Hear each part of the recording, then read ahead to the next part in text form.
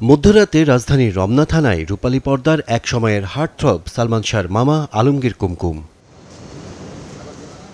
এত রাতে থানায় আসার কারণ জানতে গিয়ে জানা গেল তার ভাগ্নে সালমান শাহর মৃত্যু হত্যা নাকি আত্মহত্যা এ তদন্তের নতুন অধ্যায়ের সূচনা করবেন তিনি। প্রায় ৩ দশক ধরে অপমৃত্যু মামলার তদন্ত চলার পর পিবিআইয়ের দাখিল করা চূড়ান্ত প্রতিবেদনে সালমান শাহের মৃত্যুকে বলা হয় আত্মহত্যা, যদিও তা মানতে রাজি ছিলেন না সালমানের মা নীলা চৌধুরী।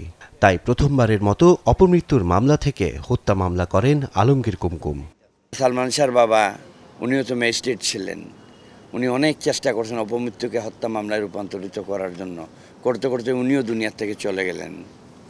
এখন এতদিন পরে এটা হয়েছে, ইনশাল্লাহ এটা প্রমাণ হবে এটা হত্যা না আত্মহত্যা, ইনশাল্লাহ প্রমাণ হয়ে যাবে।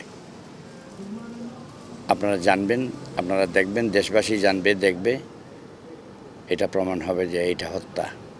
মামলার নথিতে দেখা যায় অভিযুক্তদের তালিকায় ১ নম্বরে রয়েছে সালমান শাহের স্ত্রী সামিরা হক। এরপর আজিজ মোহাম্মদ ভাই, লতিফা হক লুসি, খলনায়ক ডনসহ মোট ১১ জনের নাম। এছাড়া অজ্ঞাত আরও কয়েকজন। ১১ জন সহ অজ্ঞাতনামা আরও কিছু আসামি হতে পারে। তো আমরা এখানে একটা অপশন রেখেছি, আর যেটা ওর উল্লেখ থাকবে, আমি আলোচনা যেটা হয়েছে যে যদি কেউ মারা যায় তাকে এই মামলা থেকে বাধ্য হয়। এর আগে সোমবার মহানগর দায়রা জজ বলেন, ঢাকাই সিনেমার সারা জাগানো নাম সালমান শাহর হত্যা মামলা তদন্তে পদে পদে অন্যায় হয়েছে, কেউই দায়িত্বশীল আচরণ করেনি, তাই পুনরায় পুনঃতদন্তের নির্দেশ দেন আদালত। আশরাফুল আলম আকাশ, চ্যানেল 24, ঢাকা।